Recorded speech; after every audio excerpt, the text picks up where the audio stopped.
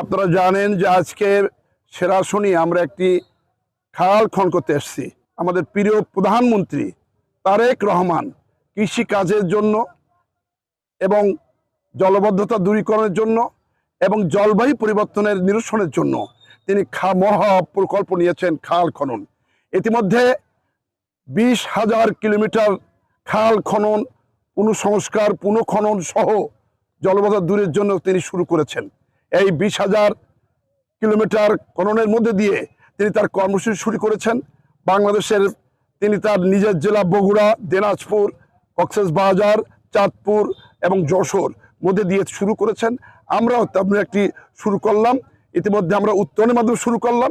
এই 7 তালার মধ্যে সবচেয়ে করুণ অবস্থা হলো সেরাশুনি এবং সুভাষনী সহ আশপাশের গ্রামগুলা।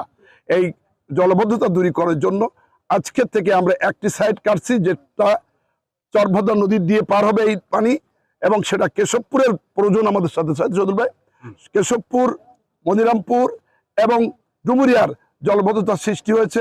আরেকটি অংশ আমি আজকে আমাদের নির্বাহী কর্মকর্তা অবদা তিনি এসেছেন। আমাদের গোপালপুরের পরে চর থাকার কারণে কারণে কি বলে পানি ভরা পলি জমে গেটটা বন্ধ হয়েছে। তিনি বলেছেন এর মধ্যে এই বর্ষার মধ্যেই প্রায় 4 ফিট করে তিনি ওই এলাকা পরিষ্কার করবেন।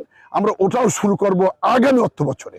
আগামী অর্থ বছরে তালার মধ্যে টপ প্রায়োরিটি থাকবে সাতক্ষীরার মধ্যে এই আমরা গোপালপুর থেকে সেরাশুনি পর্যন্ত এবং সুভাষনী হয়ে এই খালটাকে সর্বোচ্চ বরাদ্দ দিয়ে আমরা শেষ করব।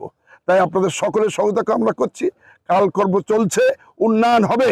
সাথে সাথে আরেকটি কথা না বললে নয়, 25 কোটি বৃক্ষরোপণ যেটা মাননীয় প্রধানমন্ত্রী ঘোষণা করেছেন, সেই কর্মসূচিটা আপনারা সবাই পালন করবেন। আমরাও শুরু করেছি। আমরা সাতক্ষীরায় অন্তপক্ষে 50 লাখ আগামী 5 বছর যাতে গাছ রোপণ করতে পারি, তার কর্মসূচি বাস্তবায়নে আমরা অঙ্গীকারবদ্ধ।